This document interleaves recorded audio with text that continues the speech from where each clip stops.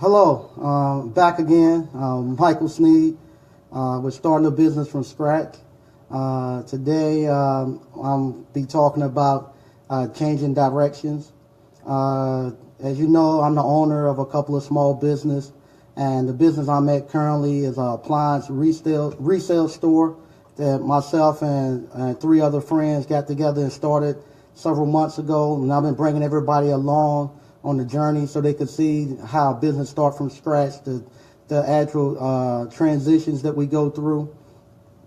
And today I'm going to be talking about actually changing directions. What happened, as you might have known, and if you watched several of the other videos prior to this, I was telling everyone how I hate actually working in a physical location. This is actual physical location, meaning it's a physical business. Somebody has to come here every day and actually monitor the business. The business have overhead as far as rent, utilities, and actual salaries you have to pay for employees. And I've been telling people how much I hate that versus me being, my other businesses have been nothing but virtual businesses, meaning they operated on the internet, no mortgages, no rent, low overhead, and pretty much to be operated anywhere and doesn't require somebody to come here and sit every day. So I've been telling you that for several weeks, how much I hate this place, how much I want to get out the place. And believe it or not, at the end of last week, I had made a decision. I was going to actually get out. I was going to come talk when we have our actual partners meeting, which we had Friday night.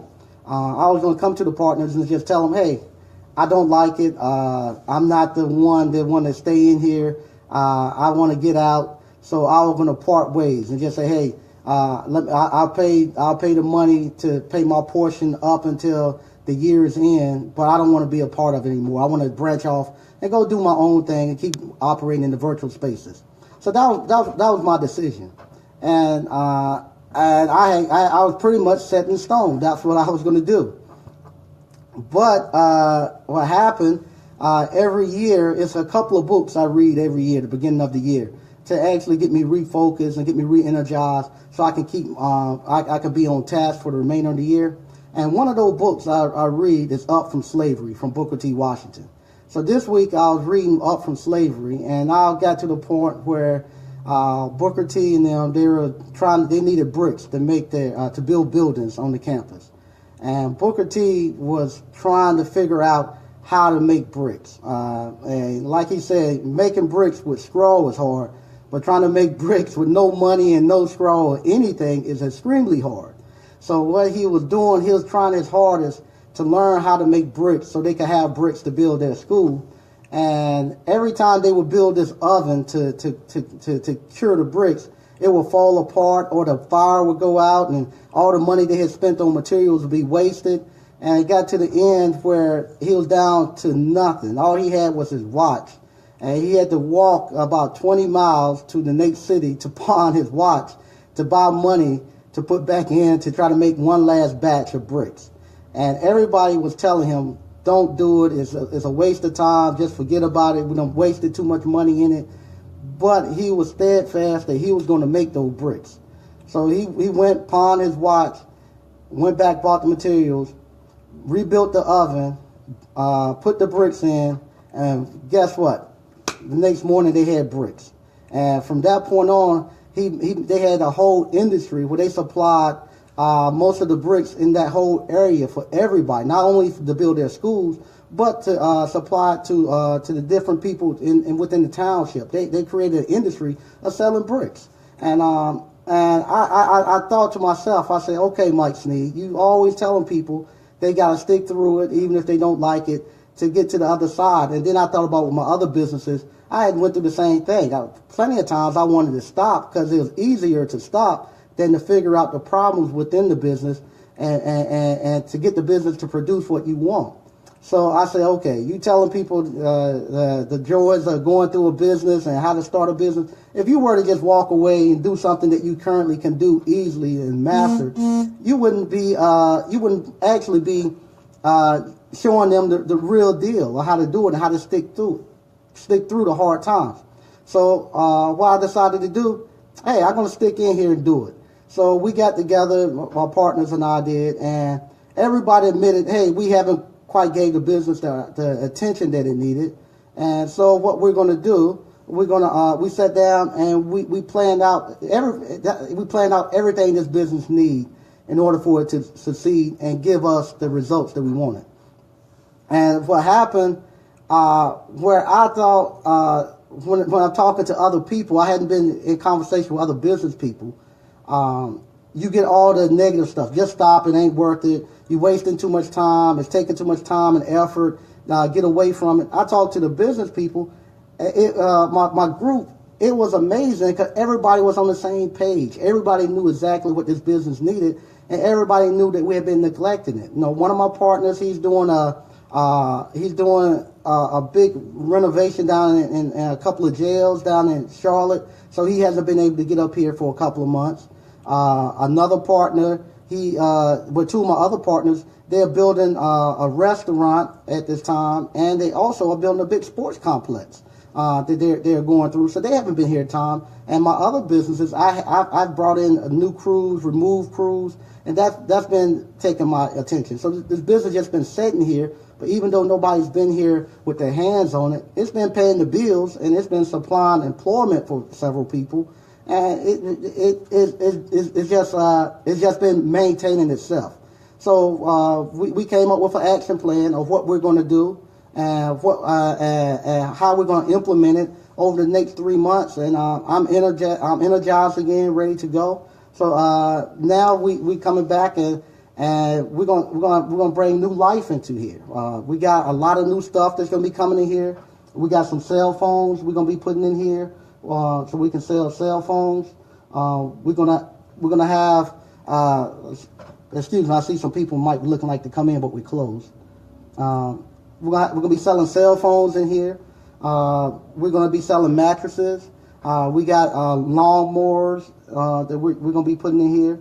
We're gonna have also. Now we're able to finance, so we're gonna be actually having several ways so they can purchase the appliances. They'll be able to rent to own, finance. They'll be able to we'll be able to offer them brand new appliances. So we got a lot more stuff that we're gonna be able to offer our customer base. So I'm excited about that. And the good thing, like I was, my wife, she was kind of upset because when I came back home and I said, hey, I'm not going to quit. I'm going to stick it through. She was like, well, you've been telling me for 2 weeks that you were out of it. You weren't going to do it anymore.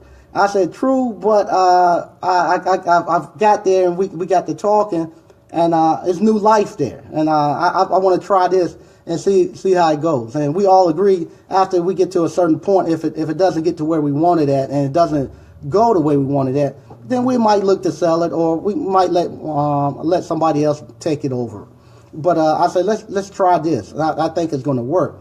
So my wife was like, well, you a liar. I said, no, it's not a liar. I just didn't have all the facts at the time. And I was, with the facts that I had, going to make that decision. But once I got all the facts and I saw where everybody else was at, hey, I decided this is the best move to go.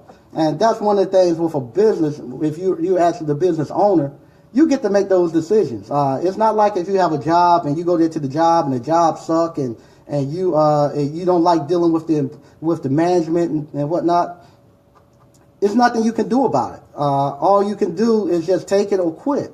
If you own the business, if the business is not going or producing the lifestyle that you want or the results that you want, just like that, you can make a change and you can implement the change until you get the business that you want. And that's one of the good things too about us starting small and starting without any debt. Starting small, there's not a lot of moving parts in here, so we can tweak it to get the results that we want. And if we make a tweak and it's not what we want, no problem. It's small. Just go back the other direction. Versus you had a huge company with a lot of moving parts. It's hard to make a change because what happens then, you have to take into account all the different parts that it's going to affect. Here we make a change. It's just very small. We make the change and we go, and there's no problem. The other part, not having any debt on it. If we had went out and borrowed money to do this, and I had lost interest in it, like I had lost interest. It doesn't matter. You got to pay that money back, and you're gonna have to stay there, and you stuck. It's worse than the job then, because now you're actually forced to make payments on something that's not giving you the results that you want, and you hate going there. So it's worse than being at a job. Because a job you could quit, you wouldn't be able to quit this if you had debt on it. So that was one of the good things. Other thing that I had that going on this week. That kind of ties into the business thing. I've had a lot of people that have been calling me about starting businesses and have been actually going at me about the business. Say, why you need to start a business? Everybody shouldn't be trying to run a business. Everybody's not equipped to run a business. If everybody had a business, then who would work for you? And I was telling them, I said, true, everybody doesn't have to be the actual person there running the business, but I think everybody should have at least some second source of 2 or 3 sources of income. A small business, even if you're just an investor and you getting money off of it, you just still make you an owner, even though you're not there doing the work every day. If you just invest in your money with a group, and then you have 1 or 2 key people who goes out and actually perform the work or create the businesses or build the properties and whatnot, you're still actually having ownership there. So what happens?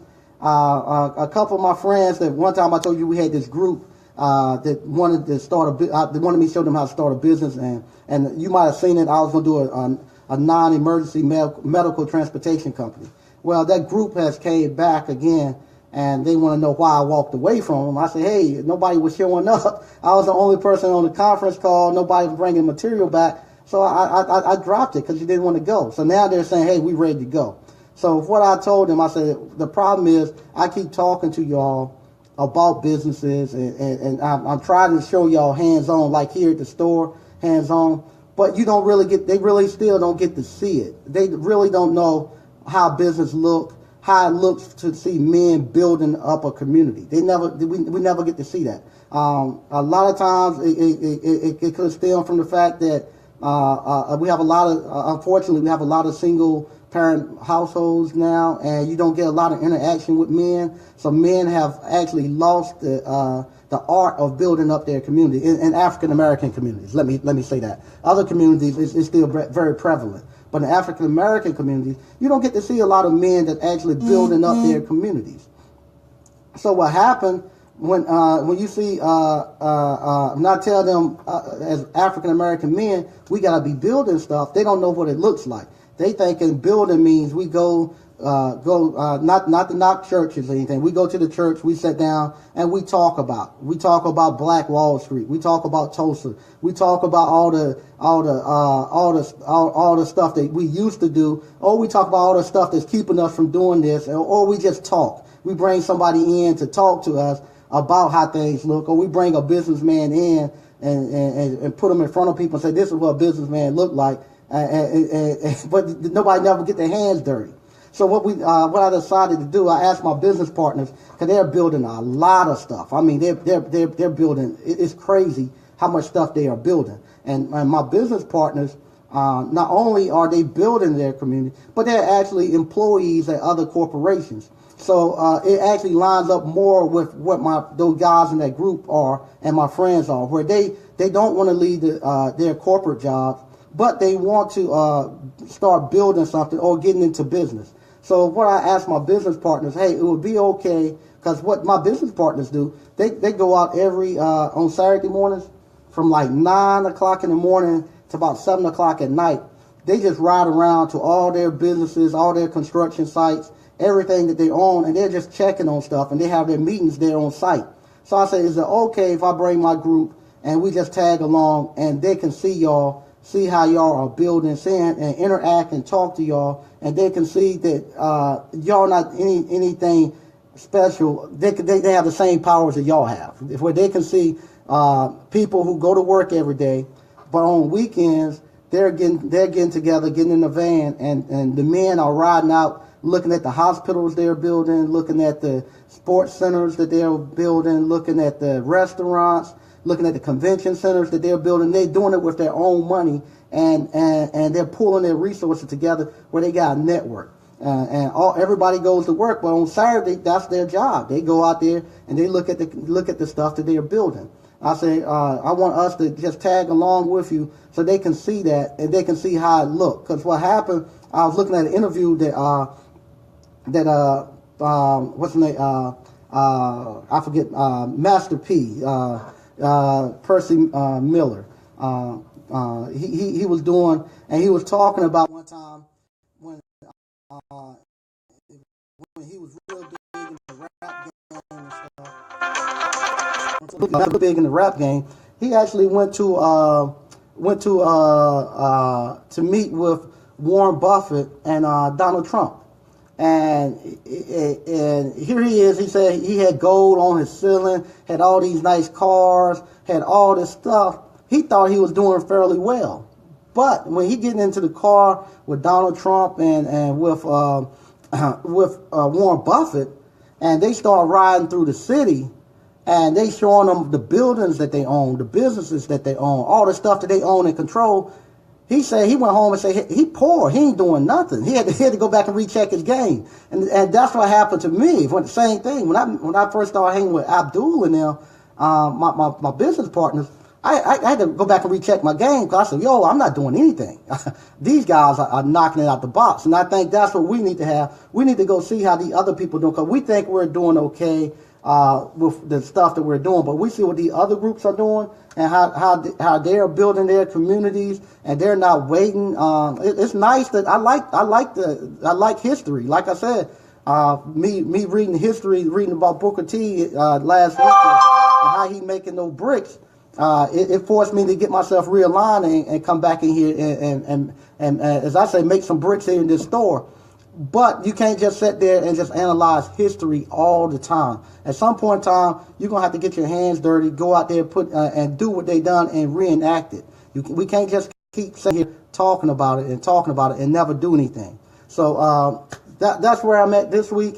I'm hoping I'll be able to go live while we're meeting with my business partners and we have that group. We'll see how many people show up. I know a lot of people don't like to be on the social media, especially in my age group. We want to keep things personal. I don't know if my business partners want a lot of people seeing the stuff that they do. Cause some people like to keep that kind of close to chest too. So, but if they don't want to go live at some of the sites, and nobody wants to go live, what I do after we get done the next day, I will come live and I'll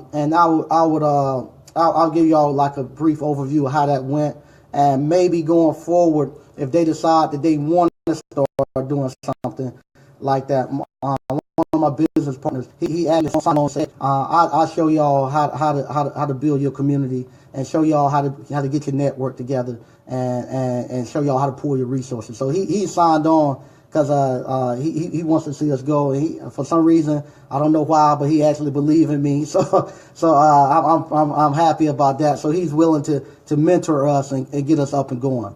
And he's the guy who actually started their network. So we're gonna go that and see how it goes, and I'll let y'all follow on that journey, how that leads us.